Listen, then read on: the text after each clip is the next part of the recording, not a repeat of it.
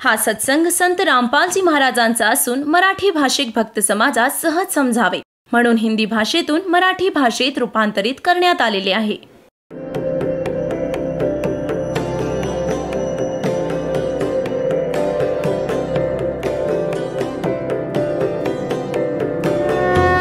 और ज्ञान सब ज्ञान डी कबीर ज्ञान सो ज्ञान और जैसे घोड़ा तोब कायब करता चले मैदान. जगद्गुरु तत्वदर्शी संत रामपालजी महाराजांचे अमृत वचन सर्व पवित्र धर्मांच्या व पवित्र शास्त्रांच्या आधारावर.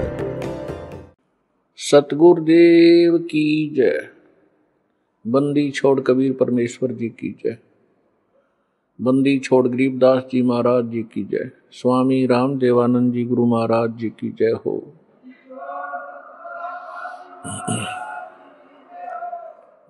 गरीब नमो नमो सतपुरुष को नमस्कार गुरु के नहीं. सुर नर मुनि जन साधुआं संतों सर्वस्ती नहीं. सतगुरु साहेब संत सब डंडो तुम प्रणाम. आगे पीछे मध हुए तिनको जा कुर्बान. नराकार निर्विषम काल जाल वैभंजनम निर्लेपम निज निर्गुणम अकल अनुवेशुंडनम. सोहम सुरति समापतम सकल समाना निर्तल. उज्ज्वल हिरंबर हरदमम बेपरवा अथाह वार पार निमज्जतम. ग्रीव जो सुमर सिद्ध होई गणनायक गलता ना करो अनुग्रह सोई पारस पद परवाना. आदि गणेश मनाऊं गणनायक देवन देवा. चरण कमल लो लाऊं आदंत करूं सेवा. परम शक्ति संगीतम रिद्धि सिद्धि दाता सोई. अवगत गुण अतीतम सत्य पुरुष निर्मोही.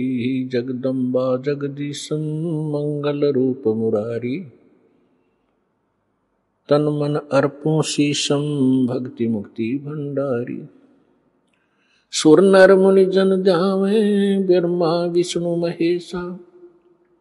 शेष शेष मुख गावे पूजे आदि गणेशा. इंद्र कुबेर सरीखा वरुण धर्म राय ध्यावे. समरथ जीवन जी कामन इच्छा फल पावे. 33 कोटि अधारा दावे शेष 88. उतरे बहुजल पारा कट है यम की फांसी. 33 कोटि अधारा दावे शेष 88. उतरे बहुजल पारा कट है यम की फांसी. कर जोरूं विनती करूं धरूं चरण पर शीश. गुरु जी राम देवानंद जी महाराज ने दियो नाम बख्शीश.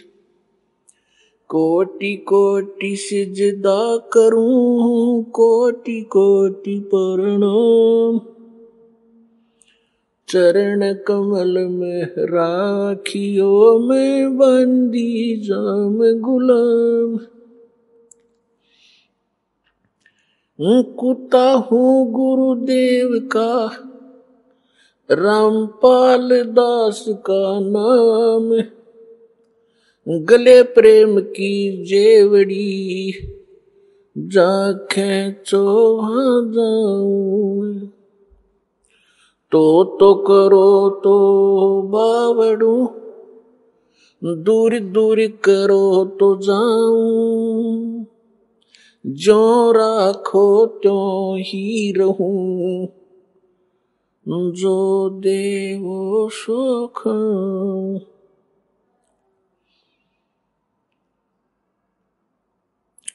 गुरु बड़े गोविंद से मन में देख विचारी.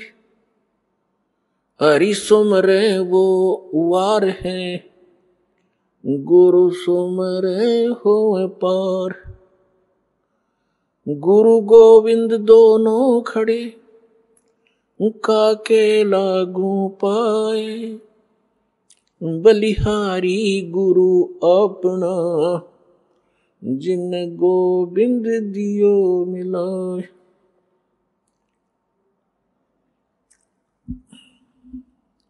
गरीब सतवादी सब संत हैं, आप अपने दाम।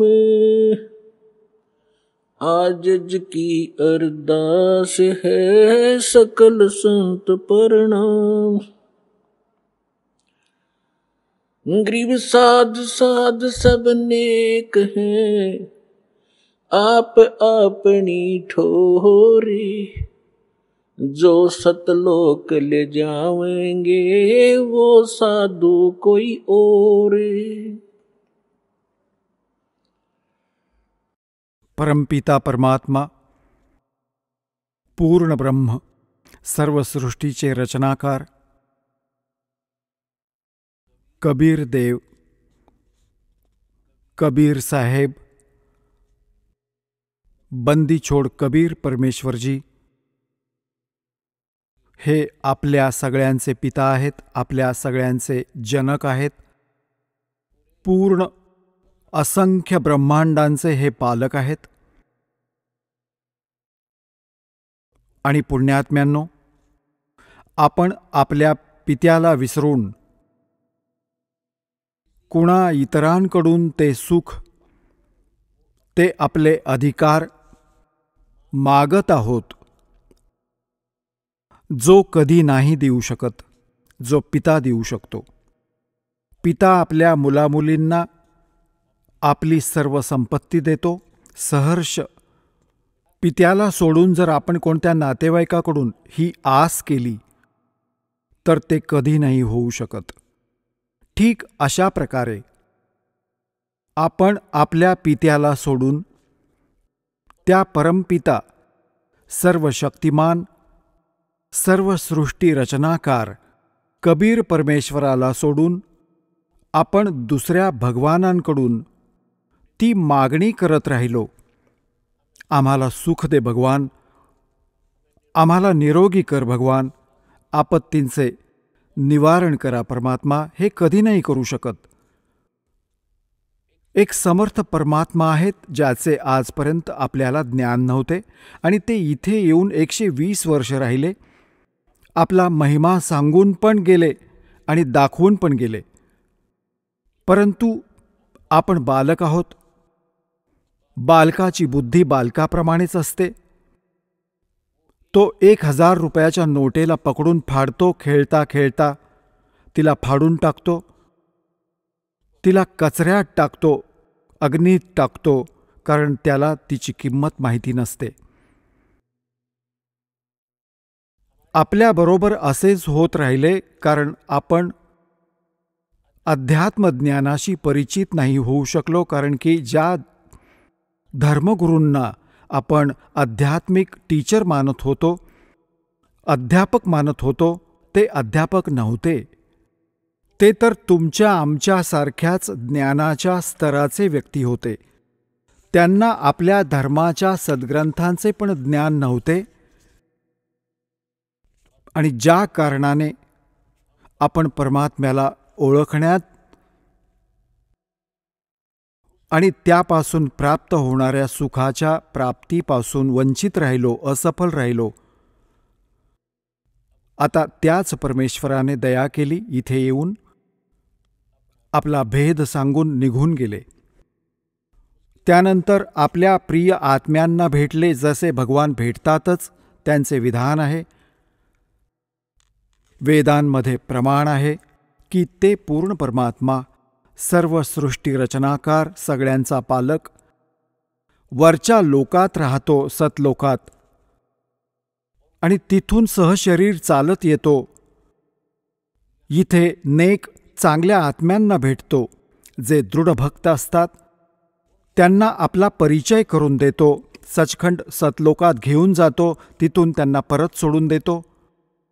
परमात्म्याशी परिचित ते महान आत्मे, संत, त्या परमेश्वराच्या यथार्थ ज्ञानाचा प्रचार करत राहतात, परंतु त्यांची संख्या कमी असते आणि ते ज्ञान सत्य असते, पूर्ण विश्व असत्य ज्ञानाने परिपूर्ण असते, ओतप्रोत असते, ज्या कारणाने आपण भगवानाला पण नाकारले आपण आणि त्या महापुरुषांच्या अमृतवाणीचा पण स्वीकार नाही केला, ज्यांनी परमात्म्याला पाहिले व मिळवले होते. त्यातले कोण कोण आहेत? आदरणीय धरमदास साहेबजी, आदरणीय मलुकदास साहेबजी, आदरणीय नानक साहेबजी, आदरणीय दादू साहेबजी, आदरणीय गरीबदास साहेबजी, गाव छुड़ानी, जिल्हा झज्जर, हरियाणा वाले, आदरणीय घिसादास साहेबजी, गाव खेकडा, जिल्हा बागपूर, पहिले मेरठ होतं, आता बागपूर, उत्तर प्रदेश, आणि आदरणीय स्वामी रामानंदजी, काशीवाले. या महापुरुषांना परमात्मा भेटले. ते कबीर देव भेटले, ते कबीर साहेब भेटले, अल्लाहू अकबर भेटले आणि त्यांना सचखंडाला घेऊन गेले, सतलोकाला घेऊन गेले, जिथे भगवान राहतो व जिथे आपण सगळे राहत होतो. आपण आपल्या चुकीमुळे या चुकीच्या स्थानावर येऊन पडलो आणि जोपर्यंत आपण त्या स्थानावर नाही जाणार तोपर्यंत हा जीव सुखी नाही होऊ शकणार. त्या महापुरुषांना परमात्म्याने यासाठी परिचित केले की ते साक्ष देतील कलियुगात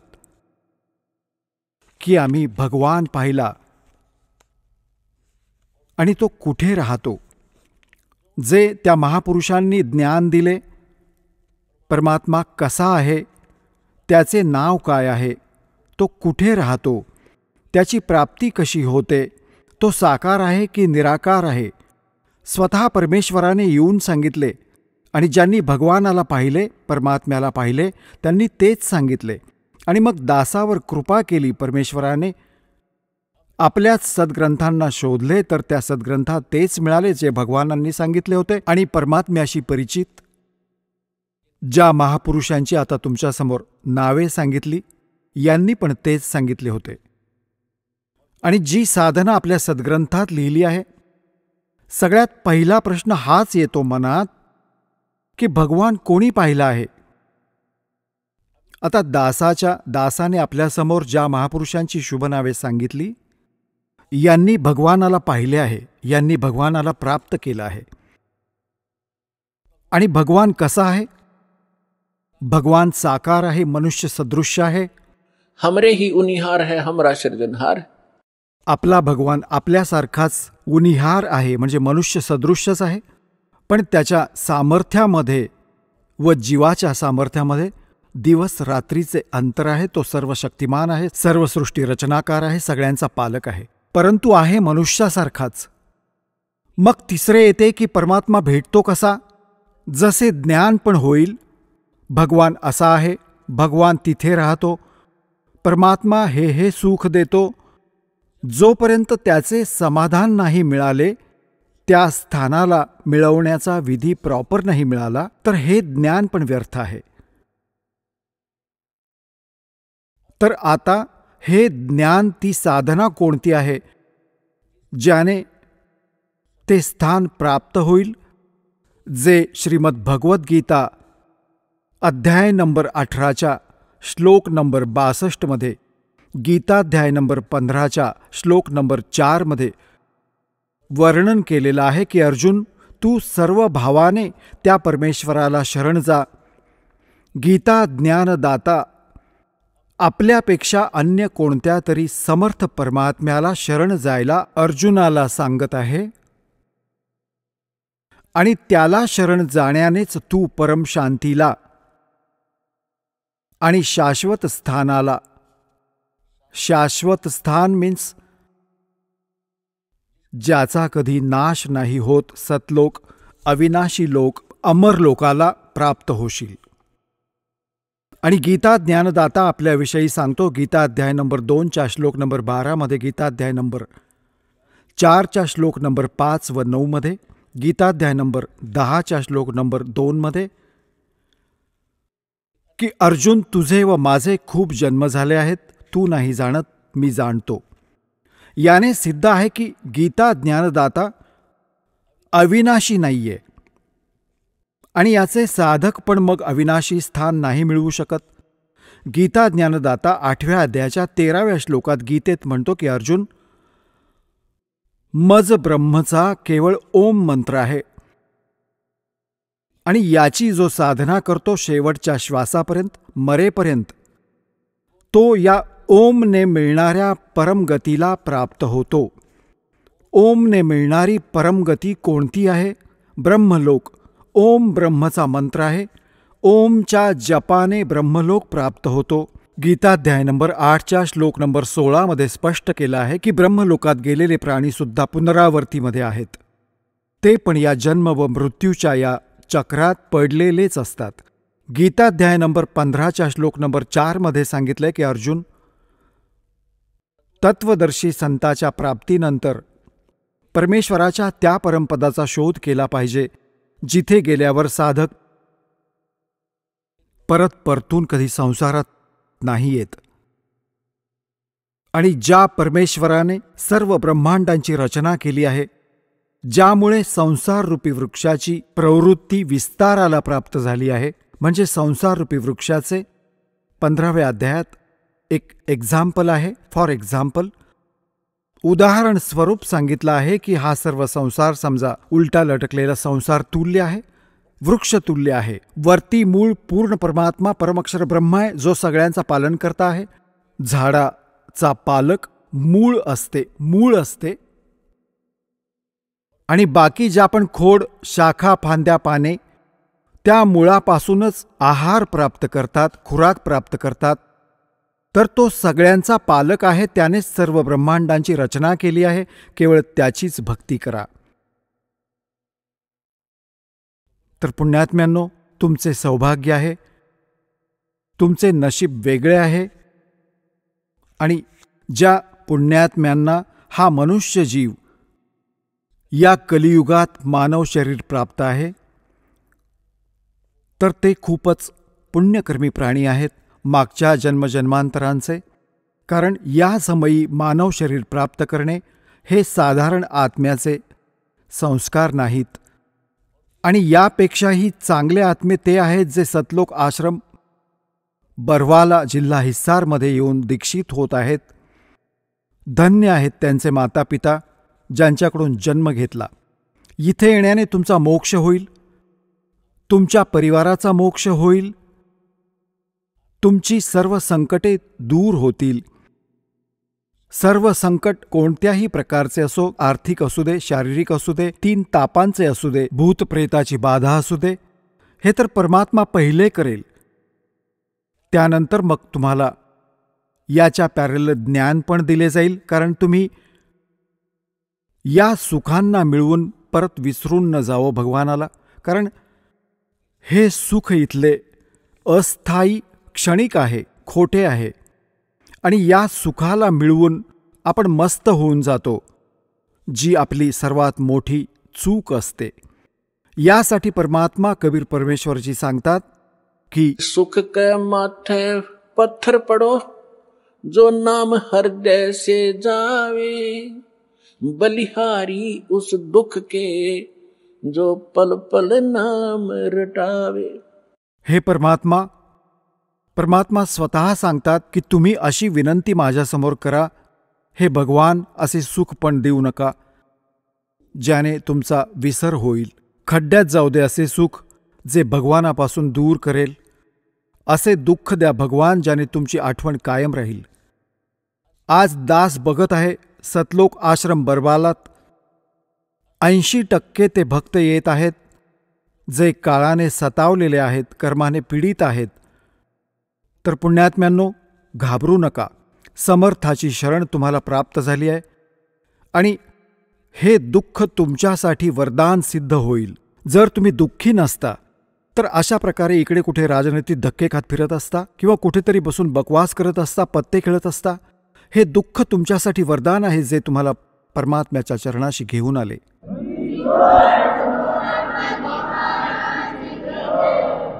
रमता राम जपो रे प्राणी, अब तो सुन ले राम कहाणी. रमता राम म्हणजे सर्व व्यापक, ज्या परमेश्वराची असंख्य ब्रह्मांडांवर सत्ता आहे, ओव्हरऑल कंट्रोलर आहे. उसका नाम जपो रे प्राणी, अब तो सुन ले वो राम कहाणी. आता पुण्यात्म्यांनो, आधी तर तुम्हाला रामची डेफिनेशन सांगतो. Definition of God. परमात्म्याची कहाणी सांगतो. परमात्मा कोणाला म्हणतात? श्रीमद भगवद्गीता अध्याय नंबर 15 श्लोक नंबर 16 व 17 3 पुरुष सांगितलेत. पुण्यात्म्यांनो, इथे थोडंसं एक तुम्हाला सतर्क करतो की बघा, आज माणूस किती इंटेलिजंट झालाय. छोटी छोटी मुलं इतक्या मोठ्या मोठ्या सब्जेक्ट्सना कंठस्थ करतात आणि सफल होऊन जातात. अशा प्रकारे तुम्ही विद्यार्थी आहात या अध्यात्म मार्गाचे. तर यात तुम्ही खूप लक्षपूर्वक आणि परमात्म्याच्या या सद्ग्रंथांना लक्षपूर्वक ऐकायचे आहे. आणि हे थोड्याच दिवसात तुम्हाला पाठ होतील, हे ज्या कारणाने तुम्ही विचलित नाही होणार. यासाठी तुम्हाला या कथा ऐकवल्या जातात. राहून राहून या सद्ग्रंथांचे ते श्लोक व अध्याय सांगितले जातात, जेणेकरून तुम्ही लक्षात ठेवाल आणि अजून कोणी विचारेल त्या भक्ताला सांगू शकाल. मग तो जाऊन त्याच्या जवळ ठेवलेल्या त्या पुस्तकांना बघेल की या भक्ताने जे श्लोक व मंत्र सांगितले आहेत ते बरोबर आहेत की चूक. जेव्हा तो त्याच्या सद्ग्रंथात बघेल तेव्हा पळत पळत तो सतलोक आश्रम बरवालामध्ये येईल. यासाठी दास तुम्हाला राहून राहून हा रेफरन्स आठवण करून देत आहे. आणि जेव्हा पूर्ण विश्वात हे यथार्थ ज्ञान पसरेल, मग तुम्हाला फक्त भगवानाची चर्चा ऐकवू. आता तर जोपर्यंत हे एक्झाम्पल उदाहरण नाही दिले जाणार, तर तुम्ही समजूच नाही शकणार की खरोखर कबीर इज गॉड. आपण आत्तापर्यंत तर त्यांनाच परमात्मा मानत होतो जे परमात्मा नव्हते. परमात्म्याची डेफिनेशन सांगतो. श्रीमद भगवद्गीता अध्याय नंबर 15 श्लोक 16 व 17 3 पुरुष सांगितलेत. एक क्षरपुरुष, एक अक्षर पुरुष. गीता अध्याय नंबर 15 श्लोक 16 2 पुरुषांचं वर्णन आहे. आणि त्यांच्याविषयी हे पण म्हटलंय की दोन्ही पुरुष, परमपुरुष म्हणजे प्रभू, स्वामी. आता स्वामी साहेब त्यांना म्हणतात जसे आपण म्हणतो तहसीलदार साहेब, बाबा कमिशनर, DC साहेब, DM साहेब, कमिशनर साहेब, मंत्री साहेब, मुख्यमंत्री साहेब, प्रधानमंत्री साहेब, राष्ट्रपती साहेब. हे सगळे साहेब आहेत, सगळे स्वामी आहेत, हे मालक आहेत, परंतु आपापल्या क्षेत्राचे. तर यात कंप्लीट जो साहेब आहे तो कोण आहे? राष्ट्रपती. आणि सेकंड नंबर मग प्रधानमंत्री. अशा प्रकारे क्षरपुरुष हा ब्रह्म आहे, ज्योतिस्वरूपी निरंजन हा काळ आहे. हा केवळ 21 ब्रह्मांडांचा स्वामी आहे, मालक आहे, साहेब आहे, राम आहे. राम म्हणा, साहेब म्हणा, गॉड म्हणा, अल्लाह म्हणा, रब म्हणा, खुदा म्हणा, हे त्याच परमात्म्याचेही पर्यायवाची भाषाभिन्न नाम आहेत. तर या दोघांच्या विषयाबद्दल म्हटलंय की 15व्या अध्यायाच्या 16व्या श्लोकात श्रीमद भगवद्गीतेत की क्षरपुरुष व अक्षरपुरुष या पृथ्वीवाल्या लोकात हे 2 पुरुष आहेत. आणि त्यांच्या अंतर्गत जितके प्राणी येतात, 21 ब्रह्मांड तर आहेत ब्रह्मची, आणि 7 शंख ब्रह्मांड, नील, पद्म, शंख, हे काउंटिंग आहे गणिताप्रमाणे. 7 शंख ब्रह्मांडांचा स्वामी आहे अक्षर पुरुष. तसे तर अक्षरचा अर्थ होतो अविनाशी, परंतु हा अविनाशी नाहीये, हा चिरस्थायी आहे. आणि यामुळेच त्याला अविनाशी म्हटलं गेलं आहे. वास्तवात हा अविनाशी नाहीये, कारण की याच्या पुढच्या मंत्रात 17व्या मंत्रात गीताजीमध्ये ते स्पष्ट होतं. यात काय सांगितलं की क्षरपुरुष व अक्षरपुरुष तसेच त्यांच्या अंतर्गत जितके प्राणी शरीरधारी आहेत हे सगळे नाशवान आहेत, इन्क्लुडिंग क्षरपुरुष व अक्षरपुरुष. मग सांगितलं आहे परंतु जीवात्मा कोणाचा नाही मरत. मग 17व्या श्लोकात गीताध्याय नंबर 15 श्लोक 17 म्हटलं आहे की उत्तम पुरुष तू अन्यहा. उत्तम पुरुषतु अन्यः. उत्तम म्हणजे श्रेष्ठ, पुरुष म्हणजे परमात्मा, तो श्रेष्ठ परमात्मा तर या वरच्यांच्या पेक्षा कोणी भिन्न आहे. आणि परमात्मा इति उदाहरते, ज्यांना परमात्मा म्हटले जाते, ज्याला परमात्मा म्हटले जाते तो परमात्मा तसा परमात्मा सर्वश्रेष्ठ आत्म्याला म्हटले जाते. तर परमात्मा तो आहे जो केवळ सुख देतो, दुःख नाही देत. बाकी आपण इतरांना पण परमात्मा मानून बसलो आहोत. जसे क्षरपुरुष काळाला पण आपण परमात्मा म्हणत होतो, ब्रह्मला. हा परमात्मा नाहीये. ज्या लोकात तुम्ही राहत आहात हा लोक परमात्म्याचा नाही होऊ शकत. कोणाचा मुलगा मेला, कोणाची मुलगी मेली, कोणाला कॅन्सर झाला, कोणाचा पाय तुटला, कोणाचा हात तुटला, कोणी अन्य रोगाने पीडित आहे, हाहाकार माजलाय, ॲक्सिडेंटमध्ये मरतात, पूर येतो, क्षेत्रच्या क्षेत्र उद्ध्वस्त होतं. हा परमात्म्याचा लोक नाही होऊ शकत. आणि अक्षर पुरुषाच्या लोकात पण हीच स्थिती आहे. तिथे पण जन्म आणि मृत्यू अशा प्रकारचे रोग, कष्ट, दुःख सगळे विद्यमान आहेत. केवळ एक सतलोक आहे, परमाक्षर ब्रह्म. त्या उत्तम पुरुषाचे ते स्थान सतलोक आहे, जिथे दुःख नावाची वस्तू नाहीये, तिथे जन्म, तिथे मृत्यू नाही, वृद्धावस्था नाही आणि कोणत्या गोष्टीचा अभाव नाही. तिथे कोणते काम नाही करावे लागत तुम्हाला, कोणते टेन्शन नाही, कारण भंडार भरलेले आहेत भगवानाचे. आता जसे हा सतलोक आश्रम बरवाला, हा मिनी सतलोक समजा, त्याची रिहर्सल आहे, त्याचे एक सॅम्पल समजा आहे. जसे तुम्ही इथे येता, इथे तुम्हाला कोणतेच टेन्शन नाही, खाण्याचे, थांबण्याचे, नाहण्याचे आणि धुण्याचे.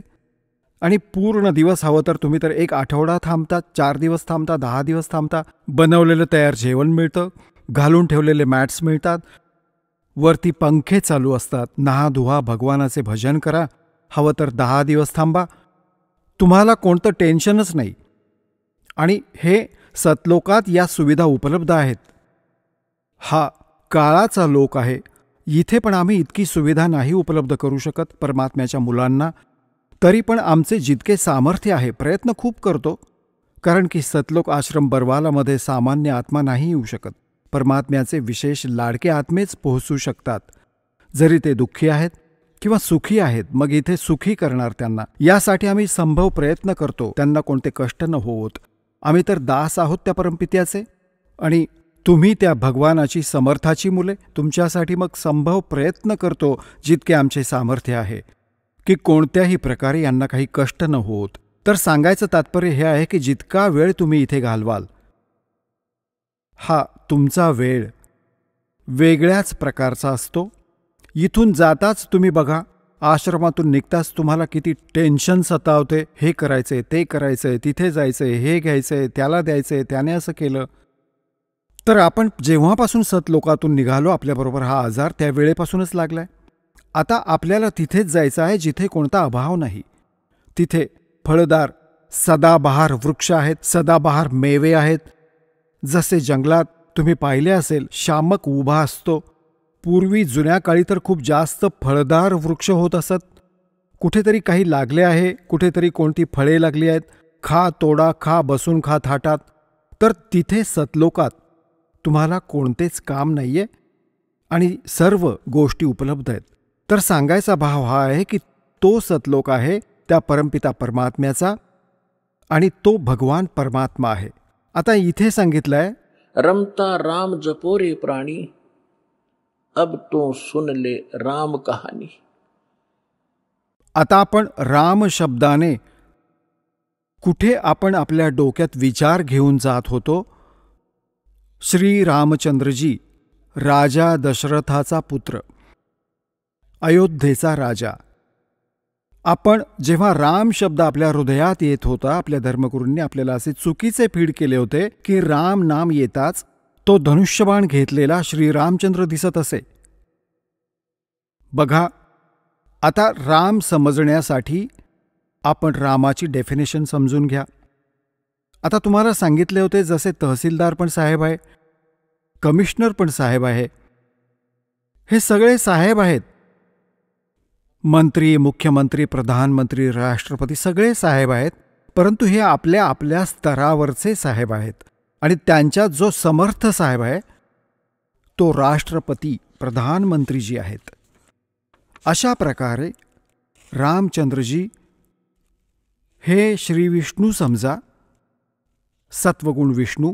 आणि विष्णूजींचे किती राम आहेत, किती मालक आहेत, किती पुरुष आहेत, किती प्रभू आहेत, किती देव आहेत, हे केवळ एक सत्वगुण प्रधान परमात्मा, सत्वगुण प्रधान भगवान राम आहेत. राम आहे हे. आणि केवळ एक ब्रह्मांडाच्या आत 3 लोकांवर या विभागाचे मंत्री आहेत. हे सत्वगुण विभागाचे मिनिस्टर आहेत. पृथ्वी लोकावर, स्वर्ग लोकावर व खाली पाताळ लोकावर केवळ 3 लोकांवर आपल्या या विभागाचे हे स्वामी आहेत, राम आहेत. ब्रह्माजी रजोगुण विभागाचे मंत्री आहेत, मिनिस्टर आहेत.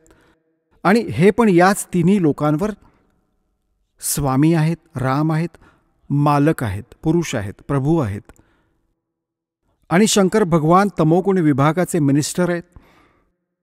याच प्रकारे या 3 लोकांवर यांचे जे पिता आहेत, क्षरपुरुष, ब्रह्म, ज्योतिस्वरूपी निरंजन, हे याची 21 ब्रह्मांड आहेत. एक ब्रह्मांड समजा एक प्रांत आहे. आणि हा प्रत्येक प्रांतात मुख्यमंत्र्यांचेच चीफ मिनिस्टरचा रोल करत आहे. आपल्या 3 मुलांना हा प्रधानमंत्री, हा मंत्री बनवून ठेवतो, मुख्यमंत्री. मुख्य मीन्स इथलावाला मुख्यमंत्री नाही, म्हणजे इतरांपेक्षा जसे देव अजून पण आहेत, जसे पाण्याचा देवता वरुण आहे आणि धनाचा देवता कुबेर आहे, असे हे वेगळे वेगळे जे अजून देवता आहेत. जो सूर्यप्रकाशाच्या स्त्रोताचा देवता भगवान प्रभू सूर्य आहे. सूर्य हा आगीचा गोळा नाही आहे, एक देव आहे जो या प्रकाश स्त्रोताचा स्वामी आहे. जसे बिजली मंत्री असतो, बिजली मंत्री, विद्युत मंत्री, तो कोणता दगडाचा नाही होत किंवा कोणता चमकती वीज असं नाही होत, तो एक मनुष्य असतो, त्याच्या कंट्रोलमध्ये बिजली विभाग असतो. अशा प्रकारे सूर्यदेव हा नाही आहे जो सूर्य चमकत आहे, त्याच्यावर कंट्रोलर आहे सर्व सूर्यावर. या ब्रह्मांडात पण खूप सूर्य आहेत, एक नाही. आणि असे खूप सारे अजून पण प्रकाश स्रोत आहेत चंद्रमाप्रमाणे, तर त्या सगळ्यांचा कंट्रोलर तो आहे.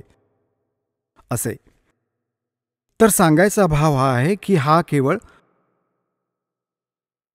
21 ब्रह्मांडांचा स्वामी आहे, क्षरपुरुष.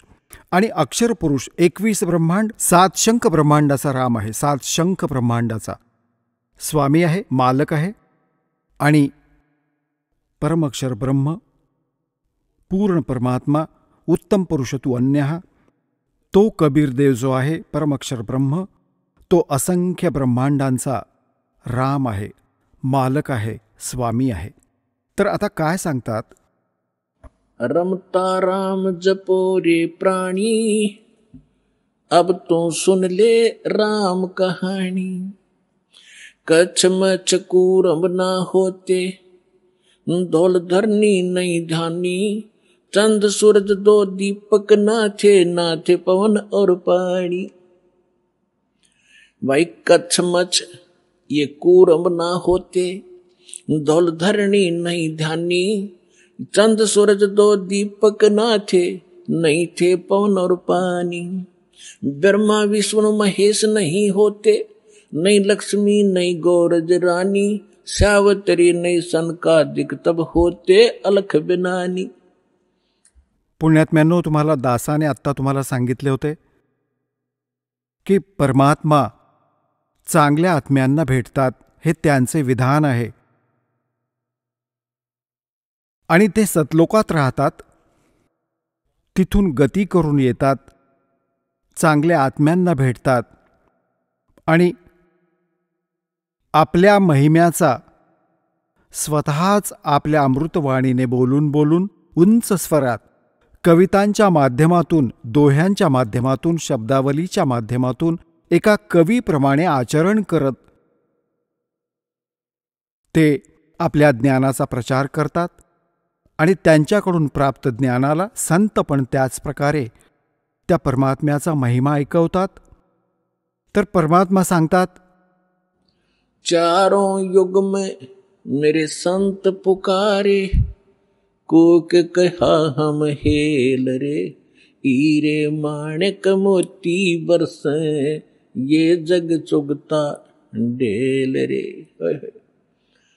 परमात्मा स्वतः येऊन सांगून गेले होते 600 वर्षांपूर्वी आपल्या अमृतवाणीत, कबीरवाणीत, की 4ही युगात आम्ही येतो आणि आमच्या प्रिय आत्म्यांना हे यथार्थ ज्ञान ऐकवतो आणि ते माझ्याकडून प्राप्त ज्ञानाला माझ्याशी परिचित महापुरुष पण माझे संत याच ज्ञानाचा पुढे प्रचार करतात. छाती ठोकपणे जागोजागी जाऊन सत्संग करतात. तर काय सांगतात की 4ही युगात परमात्मा येतात. सतयुग में सत सुकृत कह टेरा, त्रेता नाम मुनिंदर मेरा, द्वापर में करुणा में कहाया, कलयुग नाम कबीर धराया. चारों युग में मेरे संत पुकारे, कोक कहा हम हेल रे, हीरे माणिक मोती बरसे, यो जग चुगता डेल रे. परमात्म्याने म्हटले आणि माझ्याशी परिचित सर्व संत ते पण हेच सांगत आहेत की आम्ही यथार्थ ज्ञान, यथार्थ ती भक्ती विधी पसरवत आहोत, खुले आम मोठमोठ्याने ऐकवत आहोत.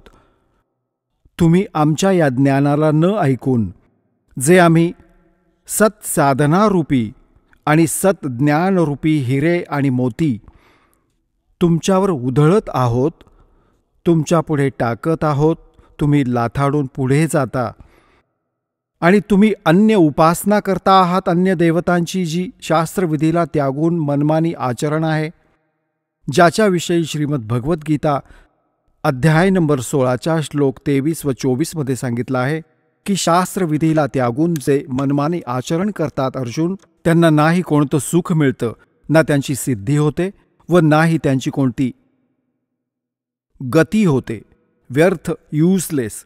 यासाठी तुझ्यासाठी अर्जुन कर्तव्य आणि अकर्तव्याच्या व्यवस्थेत कोणती साधना करायला पाहिजे, कोणती भक्ती केली पाहिजे आणि नाही केली पाहिजे, यासाठी सद्ग्रंथांनाच प्रमाण मान, कोणत्या लोकवेदांवर, दंतकथेवर विश्वास नको ठेवू.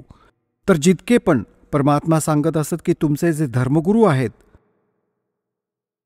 कबीर परमेश्वरजी सांगत असत की तुमचे जितके धर्मगुरू आहेत हे चुकीचा ज्ञान प्रचार करत आहेत, तुम्हाला सद्भक्ती नाही सांगू शकत आहेत आणि आम्ही सद्भक्ती सांगत आहोत, तर तुम्ही याला लाथाडून ती साधना करत आहात जी ना तर तुम्हाला सुखी करू शकते, ना तुमच्या भविष्यात येणाऱ्या संकटांना नाही टाळू शकत. तुमच्या प्रारब्धात, तुमच्या नशिबात जे लिहिले आहे, तुमचे कष्ट, त्याचे निवारण नाही करू शकत. तर ते तुम्ही रिकामी ओझीच वाहत आहात, दगडगोठे एकत्र करत आहात, त्यांना हिरे आणि मोती जाणून. ही तुमची मोठी चूक आहे. या दगडगोट्यांना जेव्हा तुम्ही पुढे जाऊन घेऊन जाल डोक्यावर ठेवून आणि जिथे याची किंमत होईल तेव्हा तुम्हाला समजेल की तुम्ही दगड उचलून आणलेत, गोटे उचलून आणलेत, लाल हाती लागला नाही. तर काय सांगतायत? चारों युग में मेरे संत पुकारे, कोक कहा हम हेल रे, हीरे माणिक मोती बरसे, ये जग चुगता डेल रे. की आम्ही सत्साधना, सद्भक्तिरूपी हिरे मोती तुमच्यावर उधळत आहोत आणि तुम्ही पण दगड गोटे म्हणजे अन्य उपासना करण्यातच मग्न आहात. त्या देवी देवतांची पूजा करतात जे तुम्हाला कधी सुख नाही देऊ शकत. ते स्वतः सुखी नाहीत, त्यांचा अस्थायी जीवनकाळ सगळ्यांचा, सगळे नाशवान आहेत, तरी पकडून पकडून फिरत आहात. समर्थाला शरण जा, मग तुम्ही सुखी होऊ शकाल. समर्थ का शरणाग हो, रंग होरी हो, वाई कदे न हो ए काज राम, रंग होरी हो. सांगतात समर्थांची शरण घ्या, ग्रहण करा, मग कधीही तुमच्यावर कोणतेही संकट नाही येणार, जर तुम्ही मर्यादेत राहाल. पर भी लेन जात है दुनिया, हमरा ज्ञान किने ना सुनिया. परमात्मा ओय होय किती दुःखी होऊन म्हणतात की तुम्ही परभी उत्सवाला जाता तिथे कुठेही कोणता कुंभमेळा भरतो कुठल्या तलावात ओढ्यात, ज्यात गाढवे पण नाही नाहणार, त्यातलं पाणी पण नाही पिणार आणि त्यात स्नान करून तुम्ही कल्याण समजता आपलं. तुमच्या आधी मासे, बेडूक सगळे विद्यमान असतात, त्यांचा मोक्ष नसता झाला. आपल्या सद्ग्रंथांचा आधार माना व संत महापुरुष ज्यांना भगवान भेटले त्यांच्या वाणीला आधार मानून साधना करा, तेव्हा सफलता मिळेल. तर भगवान म्हणत असत, पर भी लेण जात है दुनिया और हमरा ज्ञान किन्हे ना सुनी. तर इथे काय सांगू इच्छितात? भाई कच्छ मच्छ कूरम ना होते, दौल धरणी नहीं ध्यानी, ये चंद सूरज दो दीपक ना थे, नहीं थे पवन और पानी. ब्रह्मा विष्णु महेश न होते, नहीं लक्ष्मी गौरज रानी, सावतरी नहीं सनकादिक तब होते अलख विनानी.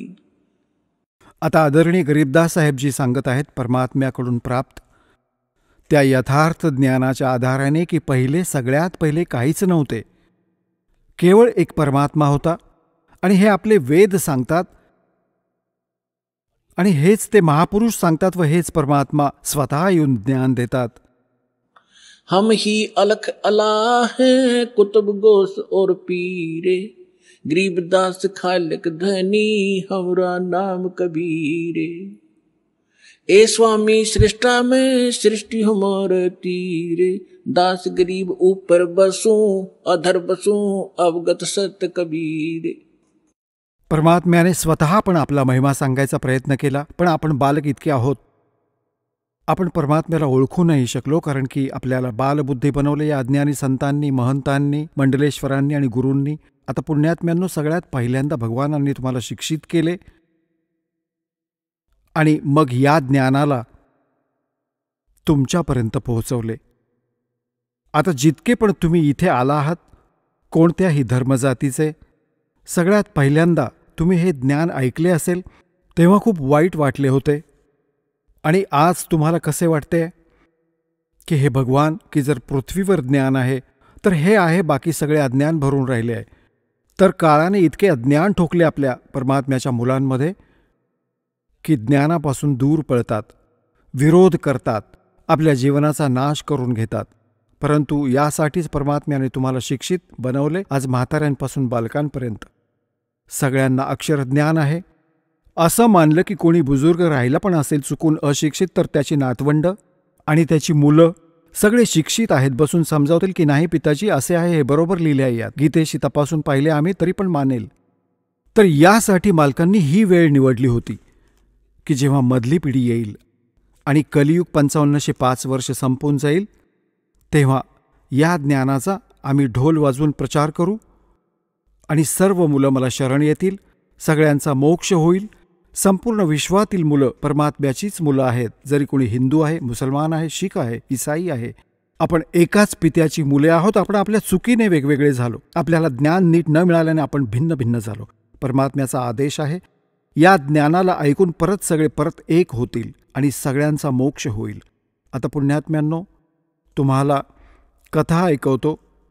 परमात्मा जसे परमात्म्याचा महिमा वेदात लिहिला आहे आणि तसे तर संपूर्ण विश्व वेदांना, वेदांच्या ज्ञानाला नाकारत नाही.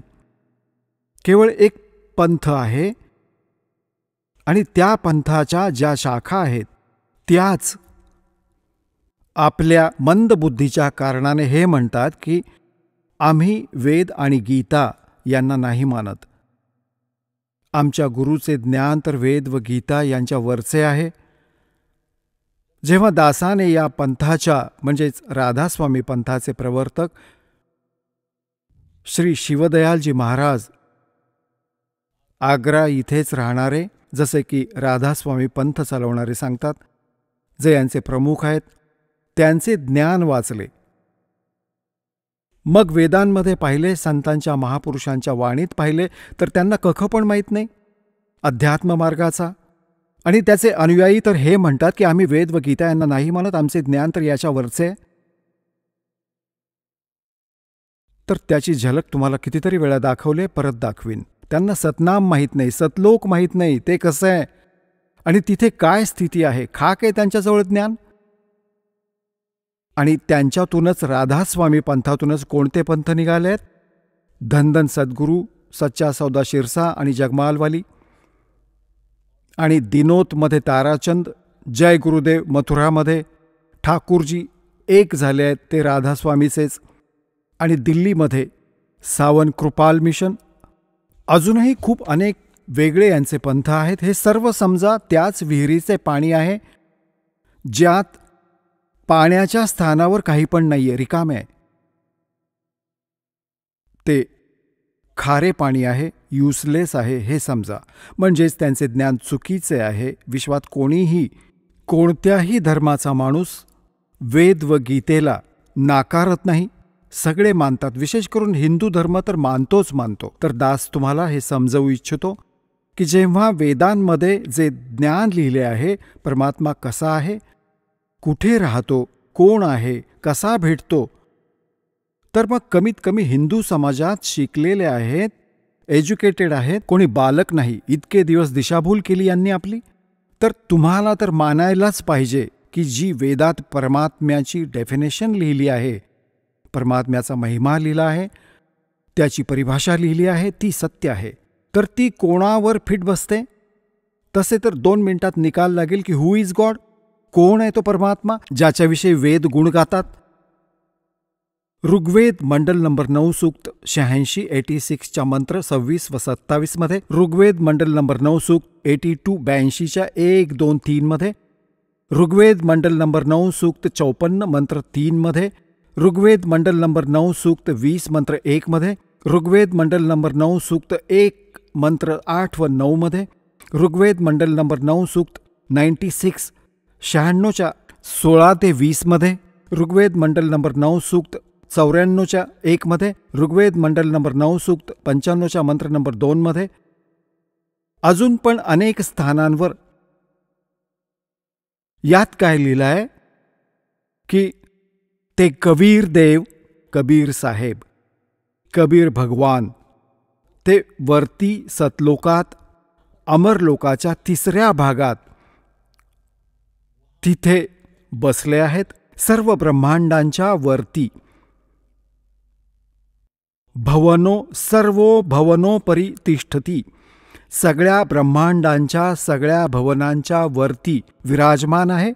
व तो सिंहासनावर बसला आहे, जसे राजे असतात, राजे बसतात. राजासारखा आहे दिसायला, मनुष्य सदृश्य आहे. आणि तिथून गती करून येतो.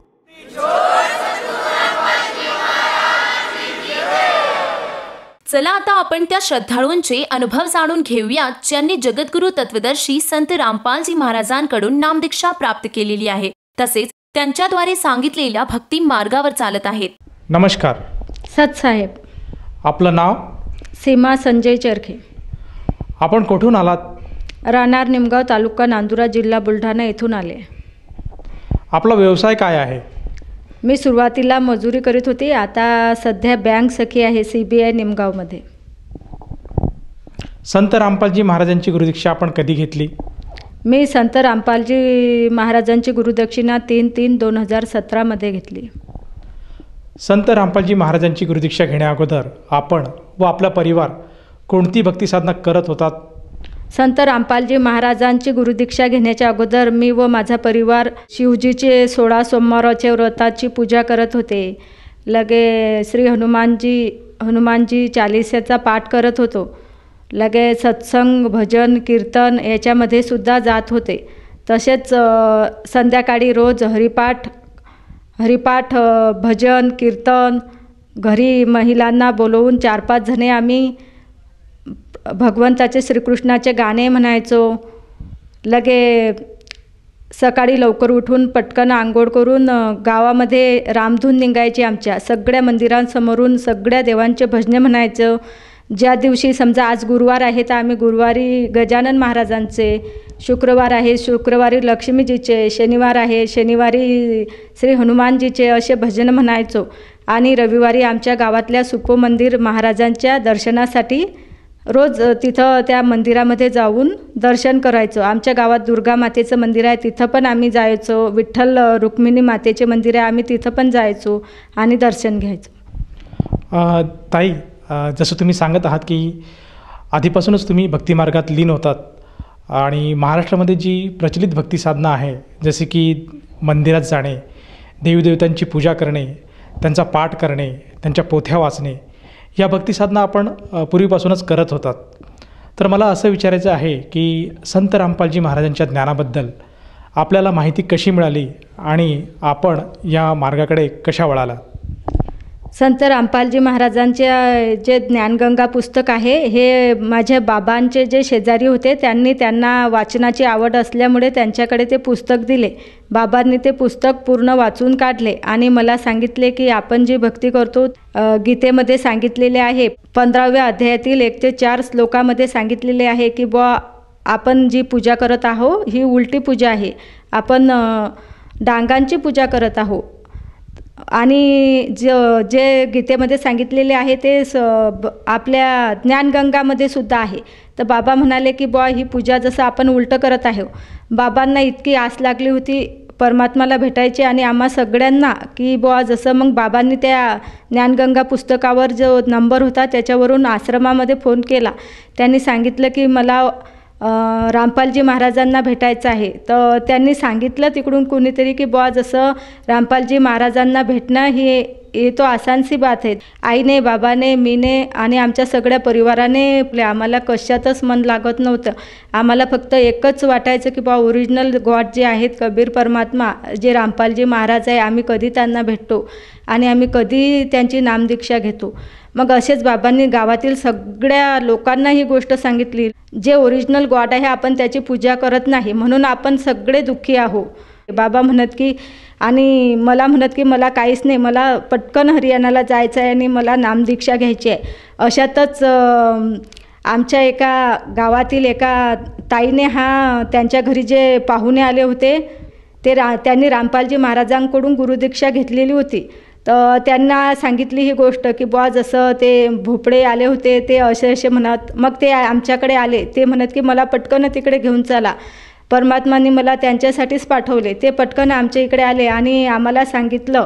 मग आम्ही त्यांच्याशी बोललो आणि मग नंतर आम्ही इथं बुलढाण्याला येऊन नामदीक्षा घेतली. अशा प्रकारे आम्ही संत रामपालजी महाराजांच्या शरणमध्ये आलो. ताई, जसं तुम्ही सांगत आहात की तुमचे जे वडील आहेत त्यांनी सुरुवातीला ज्ञानगंगा हे ग्रंथ वाचला आणि त्यांना सच्चा ज्ञान असं कळालं आणि गीतेमध्ये, वेदांमध्ये आणि जे आपल्या धर्मग्रंथामध्ये काय ज्ञान दिलेले आहे आणि आपण काय भक्ती साधना करायला पाहिजे हे त्यांना जेव्हा कळालं तेव्हा त्यांनी संत रामपालजी महाराजांकडं नामदीक्षा घेण्यासाठी प्रयत्न केला आणि पूर्ण परिवाराने नामदीक्षा घेतली. तर मला असं विचारायचं आहे की ह्या नामदीक्षेमुळे आणि ह्या साधनेमुळे आपल्याला व आपल्या परिवाराला काय काय लाभ प्राप्त झालेत? सुरुवातीला तर माझी परिस्थिती एवढी हलाखीची होती की मी फक्त मला रिअली गॉड कुठं मिळतील याच शोधामध्ये होते. मी कधीही कोणत्याही प्रकारचा गुरु केलेला नव्हता. मला सगळेजण म्हणत की तू गुरु बनव, पण मी गुरु बनवलं नव्हतं. मी म्हटलं की माझ्या सगळ्या दुःखाचे जो निवारण करीन आणि ज्याच्या भक्तीपासून माझा पूर्ण उद्धार होईल आणि माझ्या कुटुंबाचा उद्धार होईल आणि मला आर्थिक, शारीरिक, मानसिक लाभ मिळेल त्यांनाच मी गुरु करेल. माझे मुलं आणि मी नेहमी आजारी असायची. माझे मिस्टर ड्रिंक करत होते, त्याच्यामुळे माझ्याजवळ 1 रुपयाही दवाखान्यासाठी सापडायचा नाही. मी सतत इतकी कर्जबाजारी असायची की मला काय करावे नेहमी काही सुचत नव्हतं. 2-3 वेळा तर माझ्याकडे सुसाईड केल्याशिवाय पर्याय नव्हता असं मला वाटायचं, कारण की डोकं बिलकुल चालत नव्हतं. घरात मिस्टर ड्रिंक करून यायचे, घरामध्ये थोडीशी काही खायची बी सोय नव्हती. मिस्टर ड्रिंक करून आले की नेहमी क्लेश असायचा, नेहमी भांडणं असायची, मुलं एकदम आजारी असायची. काय करावे काही सुचत नव्हते. माझी पण तब्येत बरी नव्हती, त्याच्यामुळे मला काय करावे काही सुचत नव्हते. मी रामपालजी महाराजांची गुरुदीक्षा 2017मध्ये 3/3/2017मध्ये घेतल्याबरोबर मला 2019मध्ये सुरुवातीला स्टार्टिंगला ऑर्डर आली की बुवा जसं बँक सखीचं हे पद रिक्त आहे, तू करू शकतं काय. परमात्माला संत जगद्गुरू रामपालजी महाराजांना खूप प्रार्थना केली मनापासून की हे परमात्मा, तुम्हाला माझी परिस्थिती माहीत आहे, मी कोणत्याही प्रकारचे शेतीचे कामसुद्धा करू शकत नाही, तर मला प्लीज फक्त एवढा जॉब लावून द्या. आणि दुसऱ्या दिवशी मला लगेच कॉल आला की तुम्ही इथं परीक्षेला या बुलढाण्याला. मी इथं परीक्षेला आली, मी इथं परीक्षा दिली, माझा इंटरव्ह्यू झाला आणि आनंदाची गोष्ट परमात्म्याच्या कृपेने अशी की मी त्यामध्ये पास झाली आणि मला ते जॉब मिळाली. म्हणजे माझं टेन्शन, थोडंसं आर्थिक टेन्शन बऱ्याच प्रकारे कमी झालं. आणि मानसिक टेन्शन हे की माझे मिस्टर आहे, हळूहळू यांची दारूसुद्धा कमी झाली. आणि सर्वात महत्त्वाची गोष्ट म्हणजे आम्ही जे नेहमी आजारी असत जाऊ, माझे मुलं, माझे 2 मुलं आहेत, ते नेहमी खूप आजारी असायचे. मी सुद्धा खूप आजारी, नेहमी आम्हाला टायफॉईड व्हायचा, ताप यायचा, लागे माझ्या पोटात गाठसुद्धा होती. तर ती फक्त परमात्माच्या नामदीक्षेमुळे आणि त्यांच्या मंत्रजापाने आणि त्यांच्या नामस्मरणाने सगळ्या प्रकारचे आमचे दुःख कमी झाले. या व्यतिरिक्त आपल्याला आणखीन काही लाभ प्राप्त झाला का? याच्या व्यतिरिक्त भरपूर खूप लाभ झाले की मी सांगूही शकत नाही. पर सर्वात महत्त्वाची गोष्ट, परमात्माने आमचा सगळ्यांचा या जन्माचा उद्धार केला आणि मला इतक्या आर्थिक संकटातून मुक्त केलं की मी परमात्माचे कधीच उपकार विसरणार नाही. आणि माझे जे आईवडील आहेत त्यांचेसुद्धा डोळे गेले होते, एकदम त्यांना बिलकुल दिसत नव्हतं, की डॉक्टरांनी गॅरंटी नव्हती घेतली की बुवा यांना बिलकुल कधीच दिसणार नाही. त्यांचे ऑपरेशन केले, परमात्माच्या दयाने त्यांना दिसत पण आहे. आता दोघंही एकदम चांगले आहेत. याच्यापेक्षा अजून काय पाहिजे सांगू शकत नाही मी, इतके लाख परमात्मानं दिले मला. ताई, जसं तुम्ही सांगत आहात की संत रामपालजी महाराजांनी जी सद्भक्ती आपल्याला दिली आणि जो गुरुमंत्र आपल्याला दिला, त्या गुरुमंत्रांच्या साधनेमुळे आणि त्या सद्भक्तीमुळे आपल्याला व आपल्या परिवाराला बरेचसे सुख प्राप्त झालेत. आपली जी आर्थिक परिस्थिती होती ती सुधारली. आपल्या ज्या पतिदेवांचं जे व्यसन होतं ते सुद्धा पूर्णपणे बरे झाले. आपल्या मुलांची तब्येत, आपली तब्येत, सर्व कुटुंबाला सुखसमाधान लाभ प्राप्त झालेत. तर मला असं विचारायचं आहे की या अनुषंगाने जे आपल्या ज्या सखी आहेत किंवा आपले जे गणगोत्र आहेत, जे आपला परिवार आहे आणि जे श्रोतावर्ग आज आपल्याला बघत आहेत, या सर्वांना आपण काय संदेश देऊ इच्छिता? मी तर फक्त रामपालजी महाराज, जगद्गुरू संत रामपालजी महाराजच्या वतीने प्रार्थनाच करू शकते की सगळ्यांनी या ओरिजिनल भक्ती मार्गामध्ये येऊन आपल्या परिवाराचे पूर्णपणे कल्याण करा आणि सद्भक्ती घेऊन सगळ्या व्यसनांपासून दूर राहा आणि परमात्म्याच्या शरणमध्ये या. ताई, जसं तुम्ही सांगत आहात की संत रामपालजी महाराजांच्या शरणात आल्यानंतर बरेचसे लाभ प्राप्त होतात, तर या अनुषंगाने जर एखाद्या व्यक्तीला किंवा साधकाला संत रामपालजी महाराजांची नामदीक्षा किंवा गुरुमंत्र घ्यावायचा असेल तर ती व्यक्ती गुरुदीक्षा कशी घेऊ शकेल? जर एखाद्या व्यक्तीला संत रामपालजी महाराजांची गुरुदक्षिणा घ्यायची असेल तर आता सगळ्या प्रकारच्या चॅनलवर आपल्या रामपालजी महाराजांचे सत्संग होत असतात. त्याच्यावर जी पट्टी येते त्या पट्टीवरून फोन नंबर घेऊन फोन करून आपल्या तालुक्याच्या ठिकाणीच नामदीक्षा घेऊ शकतात. तसेच आपण SMS करून सुद्धा जगण्याचा मार्ग, ज्ञानगंगा हे पुस्तकसुद्धा SMS करून मागवू शकतो. त्याच्यावर सुद्धा सगळ्या प्रकारचे नंबर दिले आहे. आपण त्याच्यावर फोन करून नामदीक्षा घेऊ शकतो. या नामदीक्षेसाठी किंवा या गुरुमंत्रासाठी किती खर्च येतो? या नामदीक्षेसाठी व या गुरुमंत्रासाठी 1 रुपयाही खर्च येत नाही. कोणत्याही प्रकारचं कोणताही शुल्क येथे घेतल्या जात नाही. धन्यवाद. सत साहेब.